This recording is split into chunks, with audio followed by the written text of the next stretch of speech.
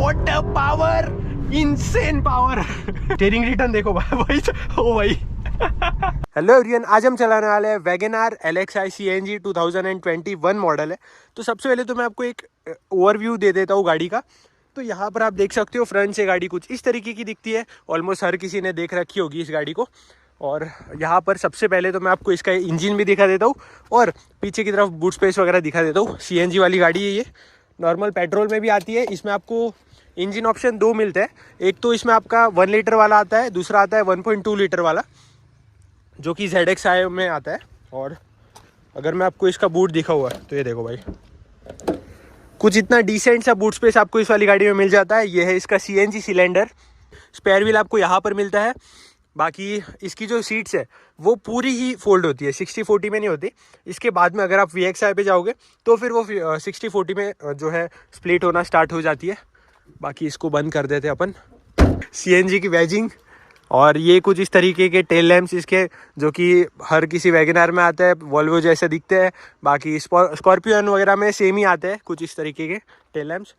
अगर tyre size की बात करें तो इसमें आपको मिल जाता है 155/80 R13, मतलब कि 13 इंचेस के व्हील्स आपको मिल जाते हैं।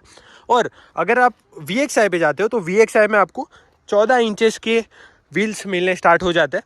और ऑब्वियसली कोई भी यहाँ पर व्हील कैप भी नहीं आता, व्हील कैप बाहर से लगवाया है और एलॉयज भी नहीं आता। तो चलो अभी इंजन ऑन में आपको दिखा देता हूँ इसका। तो यहाँ पर हम बोनेट ओपन कर लेते हैं।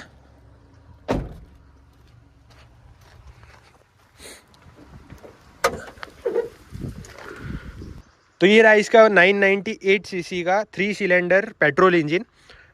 CNG के साथ भी आता है। और एक इंजन ऑप्शन आता है जो कि 1.2 है।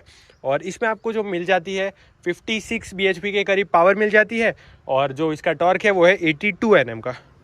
तो चलो भाई इसको क्लोज कर देते हैं और अभी अंदर जा कर के मैं आपको दिखाता हूँ कि किस तरीके से है ये गाड़ी चलने में। तो चलो भाई अंदर बैठ जाते हैं। कुछ इस तरीके का इंटीरियर है इस गाड़ी का। सीट बेल्ट और जो ORVMs है वो कोई भी एडजस्ट करने का ऑप्शन नहीं आता, मतलब यहाँ पे डंडी भी नहीं आती, इलेक्ट्रॉनिकली भी नहीं है, हाथ से आपको करना पड़ता है। तो कर दिया एडजस्ट मैंने।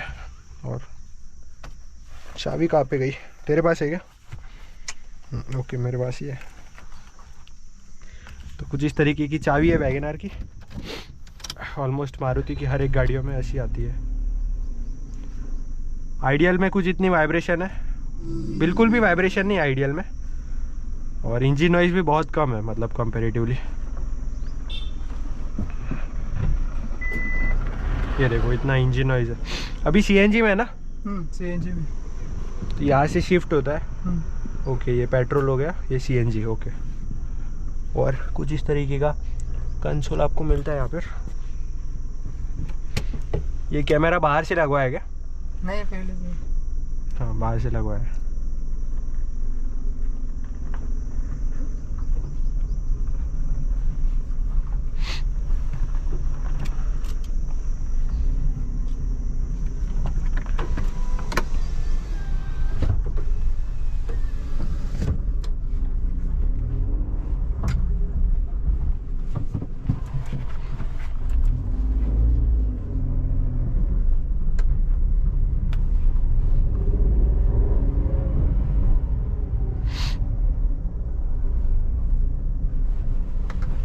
ओके सस्पेंशन भी ओके।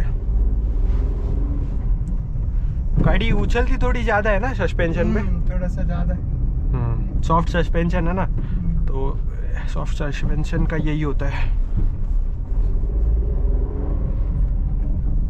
पावर भी अच्छी खासी है। बाकी अभी तक भाई ने 32,700 चला दी है। कभी ली थी है 21 में? हाँ ओके। और कितने की पड़ी थी ये अराउंड? ये लगभग 8 ना। ठीक है फिर CNG में। और कौन कौन सी देखी थी ये लेती समय? स्विफ्ट देखी थी। हाँ और स्विफ्ट के बाद वैगनर देखी, यही पसंद आ गई। स्विफ्ट कौन सी CNG में देख रहे थे या फिर वही? दोनों देखे थे। हाँ तभी तो वैसे भी डीजल तो बंद हो गई थी तभी। अभी कोई भी मारुति की डीजल गाड़ी आती ही नहीं है। हाँ सब पेट्रोल CNG। यस। अच्छी है भाई, पावर भी अच्छी खासी है, मतलब लग नहीं रहा था सही में बोलूँ तो कितनी होगी वैगनआर में। डिसेंट है, मतलब 56 bhp है, बट गाड़ी का वेट भी बहुत कम है, कितना 920 kg के आसपास में होगा। हाँ ये देखो भाई, CNG में अभी अच्छी खासी पिक होती है। देखो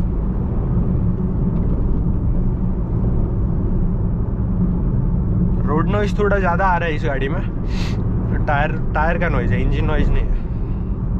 बाकी गाड़ी बहुत ही स्मूथ है, गियर शिफ्टिंग भी बहुत ही स्मूथ है इसके सेगमेंट से अगर कंपेयर करेंगे तो। इस गाड़ी के सेगमेंट में कौन कौन सी गाड़ी आती है वो मैं आपको बता दूँ। देखो एक तो आती है पंच, फिर अपनी एक्स्टर आ जाती है, CNG में पंच आ जाती है, और इसी की मतलब K10 वगैरह आती है, स्विफ्ट वगैरह आती है। मारुति में ही बहुत सारी कंपटीशन है, खुद की गाड़ियों की कंपटीशन बना रखे हैं। बट अगर आपको आज की डेट में CNG में कोई गाड़ी चाहिए, मतलब ये वाले बजट में 8-9 लाख के आसपास में, तो बढ़िया ऑप्शन है मतलब वैगनआर। अगर आप स्पेस भी देखोगे तो ये देखो 2 लोग बैठे हैं लेकिन कंधे भी बिल्कुल भी नहीं टकरा रहे, और अच्छा खासा स्पेस है यहाँ पे। आगे भी अच्छा खासा स्पेस है, पीछे भी अच्छा खासा स्पेस है, और मेनली तो इस गाड़ी की हाइट जो है ना वो ज़्यादा है। सोचो मतलब ब्रेजा से भी ज़्यादा है इस गाड़ी की हाइट, तो हाइट की वजह से इसमें बहुत से एडवांटेज मिल जाते हैं, जैसे कि स्पेस अच्छा खासा मिल जाता है, पूरा एरिया से फील होता है अंदर की तरफ। और इसके अगर आप विंडोज़ वगैरह देखोगे तो ये देखो विंडोज़ भी बहुत ही वाइड विंडोज़ है, बड़ी विंडोज़ है। आगे अगर आप देखोगे तो बहुत बड़ी विंडशील्ड मिल जाती है, तो आपको बहुत एरिया सा फील होता है। अगर न्यू ड्राइवर को भी चलानी है तो बहुत जल्दी से सीख जाएगा, कोई दिक्कत आएगी नहीं चलाने में। और मिरर्स भी अच्छे खासे हैं, बहुत बड़े नहीं है जैसे पहले आया करते थे TDIs वगैरह में, वैसे नहीं है, बट अच्छे खासे हैं मिरर्स भी।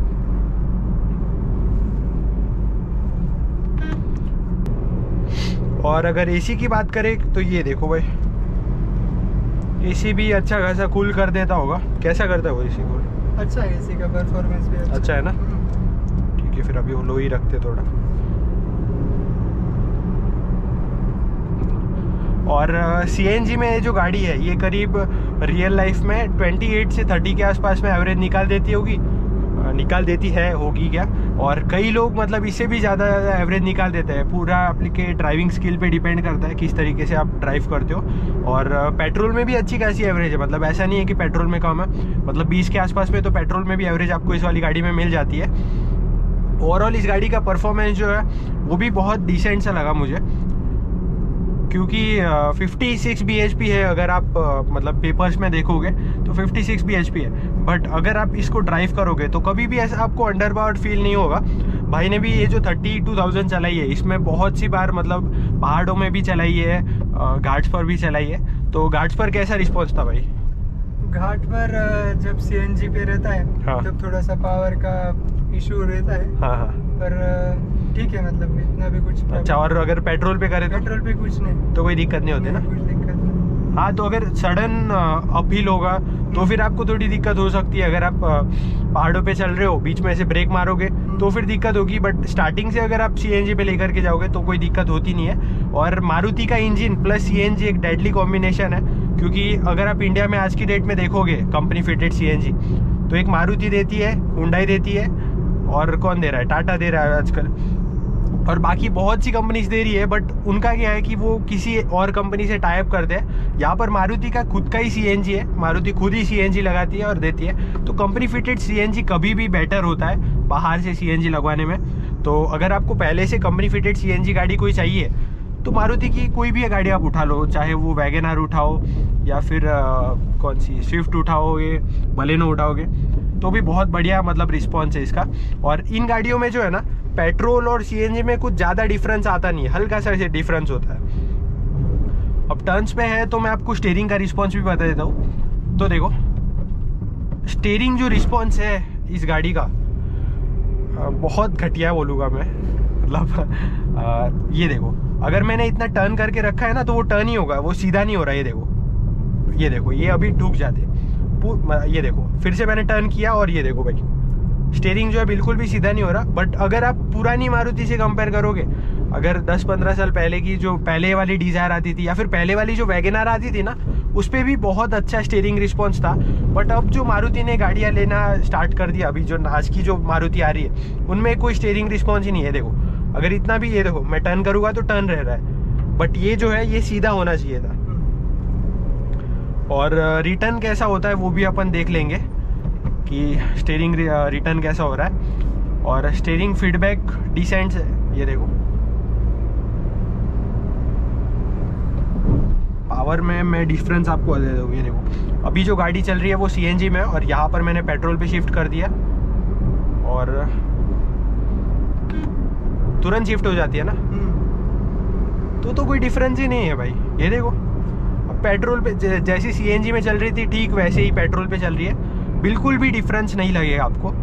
ये देखो भाई सेम, एकदम सेम। और फिर से सीएनजी पे करता हूँ तो देखो कोई डिफरेंस ही नहीं है सीएनजी पेट्रोल में। हल्का से शायद से आपको आवाज़ का डिफरेंस लग रहा होगा, अदरवाइज कोई डिफरेंस नहीं है सीएनजी और पेट्रोल में। हाँ अगर आप मतलब पहाड़ों में चला रहे हो तो फिर तो आपको मतलब पेट्रोल पे ही चलाना होगा, क्योंकि एनी डे पेट्रोल में पावर ज़्यादा ही मिलती है आपको। बट ऐसे डे टू डे लाइफ में अगर आप सीएनजी से पेट्रोल पे शिफ्ट करोगे तो कोई दिक्कत नहीं है। और ये जो गाड़ी है ये सीएनजी पे ही स्टार्ट हो जाती है, ऐसा नहीं कि पेट्रोल पे स्टार्ट होगी फिर सीएनजी पे शिफ्ट होगी। सीएनजी पे होती है ना, सीएनजी पे होती है। हाँ पावर भी अच्छी खासी है। बट हाँ मैं जो आपको इसका एडवांटेज बता रहा था कि इसकी जो हाइट है वो अच्छी खासी है, तो इसका जो एडवांटेज है वो बहुत सारे हैं, बट डिसएडवांटेज भी है। क्योंकि अगर आप हाई स्पीड पे चला रहे हो, अगर आप हाईवेज पे चला रहे हो और समझो अगर आप 100 के ऊपर चला रहे हो, 110 120 पे, तब आपको बॉडी रोल फील होगा वैगनआर पे। वो सेम बॉडी रोल अगर आप ऑल्टो वगैरह चला रहे हो तो फिर उस पर कम बॉडी रोल फील होगा आपको। ये एक है डिसएडवांटेज टॉल बॉय हैचबैक का। बाकी तो इसके सेल फिगर ही बता देते हैं कि किस तरीके की गाड़ी है। नंबर 1 सेलिंग आज भी, मतलब 25 सालों से मारुति अपनी वैगनआर को बेच रही है और 25 सालों से नंबर 1 कार बिक रही है मारुति, तो कुछ ना कुछ तो होगा इस पे। और रिलायबिलिटी की बात आ जाए तो मतलब कोई दिक्कत ही नहीं है, सालों साल तक ये ऐसी गाड़ी है। अगर आपको एक ऐसी गाड़ी चाहिए जो 15 साल तक आप टेंशन फ्री चला सकते हो, पेट्रोल में 15 साल दिल्ली एनसीआर में हो, और बाकी स्टेट्स में तो आप मतलब 5-5 साल की वैलिडिटी बढ़ा के भी, आज की डेट में भी कितनी पुरानी वाली वैगनआर चल रही है, आज भी कोई दिक्कत आती नहीं है इन गाड़ियों में, चाहे वो सीएनजी में चलाओ या फिर पेट्रोल में चलाओ।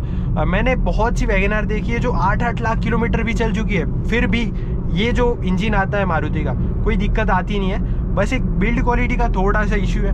अगर मारुति बिल्ड क्वालिटी अपनी इम्प्रूव कर देना तो फिर मतलब मारुति ऐसा कोई है ही नहीं डेफिनेटली। बहुत ही स्मूथ गाड़ी चलती है, गियर शिफ्टिंग इतनी स्मूथ है, पावर भी अच्छी खासी है, डिसेंट। मतलब अगर आपको सिटी में चलाना होगा तो बेस्ट कार हो सकती है आपके लिए।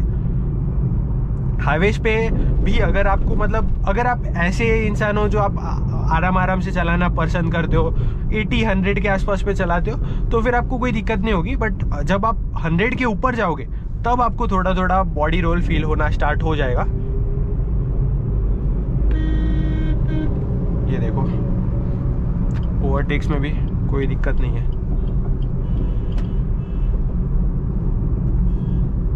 ये देखो इतना तो कोई फीडबैक ही नहीं है। देखो इतना अगर मैं टर्न कर रहा हूँ तो बिल्कुल भी गाड़ी मतलब नहीं मुड़ रही है। देखो इतना तो प्ले ही है स्टीयरिंग का। स्टीयरिंग फीडबैक एक मुझे पसंद नहीं आया, बाकी तो बढ़िया गाड़ी है। मतलब what a power, insane power. Oh my God, ठंडा पिलाना पड़ेगा। इनसेन भाई, सही में भाई। सिटी में अगर चलाना हो ना तो मारुति जैसी कोई गाड़ी नहीं है। मतलब वो मेरी जो ऑल्टो थी ना उसको भी बहुत भगाया मैंने। और एक फीडबैक था, हाँ वो मैं बोलना भूल गया आपको, एसी का। इसका जो एसी है ना, एसी वेंट की पोजीशन ऐसी दी गई है मारुति ने कि ये वाले जो दोनों वेंट्स है, वो जो वेंट्स है वो इसी साइड में हवा फेंकते हैं, पीछे की तरफ ज़्यादा। अगर आप इसको पूरा लेफ्ट करोगे, देखो इसको अगर पूरा लेफ्ट करोगे, उसको अगर पूरा राइट करोगे, तो भी पीछे कम हवा आती है। ऐसा है या नहीं? हाँ है ऐसा। है ना। पीछे वाले जो भी बैठे रहते उनको थोड़ी हाँ प्रॉब्लम। और ये देखो स्टीयरिंग रिटर्न देखो भाई ओ भाई देखा, इसको बोलते हैं स्टीयरिंग रिटर्न। तो ये स्टीयरिंग बहुत मतलब बेकार है यार, बहुत बेकार है। मारुति मतलब पहले इतने अच्छे अच्छे स्टीयरिंग लाया करती थी, इसके पहले की जो वैगनआर है वो भी अच्छे से रिटर्न हो जाता था, लेकिन इसका रिटर्न नहीं होता। हाँ थोड़ी हाई स्पीड होती तो फिर हो गया होता रिटर्न, बट स्टिल रिटर्न तो होना ही चाहिए। मतलब स्टीयरिंग फीडबैक बहुत बेकार है। और बॉडी रोल कैसा है? डिसेंट है भाई, डिसेंट। बहुत ज़्यादा बॉडी रोल नहीं है, वो 80-100 के बाद में आपको फील होगा बॉडी रोल। वो भी अगर आप सडन टर्न्स वगैरह मारते हो तभी फील होगा आपको। ये देखो भाई स्टीयरिंग रिस्पॉन्स। बट जो वैगनआर वाले बंदे हैं ना, मतलब जो बंदे वैगनआर वगैरह लेते हैं, स्विफ्ट वगैरह लेते हैं, वो उनका ऐसा नहीं होता कि मतलब 10 गाड़ियाँ देखेंगे कौन सी। उनका पहले से फिक्स होता है, वैगनआर लेनी है तो वैगनआर ही लेनी है, सीएनजी में ही लेनी है। और जो फॉर्च्यूनर वाले बंदे कैसे होते हैं, फॉर्च्यूनर लेनी है तो फॉर्च्यूनर ही लेंगे, बाकी गाड़ियाँ नहीं देखेंगे। वैसी बात है इसकी। और वैगनआर मतलब बंदों ने पुरानी वैगनआर लेते हैं, उसको बदल के फिर नई वाली ले लेते हैं, उसको बदल के फिर जब भी कोई फेसलिफ्ट आता है तो वो ले लेते हैं। वैगनआर वाले बंदे जो है ना, वो बेच करके फिर से वैगनआर ही लेंगे, ऐसे बंदे। तो आपका क्या प्लान है भाई? देखेंगे जब भी अपग्रेड होगा तो वैगनआर ही लेंगे। खैर अभी तो भाई 2 ही साल हुए, अभी कहाँ ज़्यादा साल हुए। अभी नहीं, आगे की बात। अभी तो 10 साल तो आराम से, मतलब कोई दिक्कत वाली बात ही नहीं है। बहुत रिलायबल गाड़ी है, कोई दिक्कत नहीं होगी इसको। 15-20 साल भी अगर आप चलाओगे ना तो कोई दिक्कत होने नहीं वाली। और सीएनजी की गाड़ियों की यही खास बात है कि देखो, अगर भाई कॉलेज में आते हैं, अगर वहीं पे एक्टिवा लेकर के आएंगे तो भी उतने ही पैसे हो गए, वैगनआर लेकर के आएंगे थोड़े बहुत ज़्यादा पैसे हो गए, बट एसी में आएगा और मतलब 5 लोग भी बैठ सकते हैं। ये वाली बात जो है वो कोई गाड़ी में नहीं हो सकती। मतलब सीएनजी की जो मजे है वो अलग ही है, बट हाँ ये भी है कि आपको लाइन में खड़ा होना पड़ेगा। वो एक ही दिक्कत है थोड़ी सी। हाँ बाकी कोई दिक्कत नहीं है, टाइम लगता है। हाँ पेट्रोल जैसा नहीं कि कभी भी हाँ तुरंत आओ भर के चले जाओ। बट स्टिल आज की डेट में अगर आप इलेक्ट्रिक गाड़ी का लेने का सोच रहे हो तो इलेक्ट्रिक से एक बेटर चॉइस हो सकती है आपके लिए कि आप सीएनजी ले सकते हो। इलेक्ट्रिक में तो कितने घंटों खड़े रहना पड़ता है चार्जिंग के लिए, 5-6 घंटे लग जाती है चार्जिंग। हाँ उससे तो अच्छा ही, बहुत बढ़िया है भाई। तो आपका डिसीजन तो बहुत अच्छा रहा, मतलब तो 21 में वैगनआर लेने का। ये फर्स्ट कार थी ना आपकी? First car. फर्स्ट कार में तो मारुति की तरफ ही जाना चाहिए। तो चलो भाई यहीं पे वीडियो को वाइंड अप कर देते हैं। ओवरऑल बहुत बढ़िया गाड़ी लगी मुझे, आप डेफिनेटली खरीद सकते हो अगर आपका 7-8 लाख का बजट है। जो रील्स में दिखाते हैं वैगनआर वैसी नहीं है, अच्छी गाड़ी है। फैमिली कार के लिए सबसे बेस्ट कार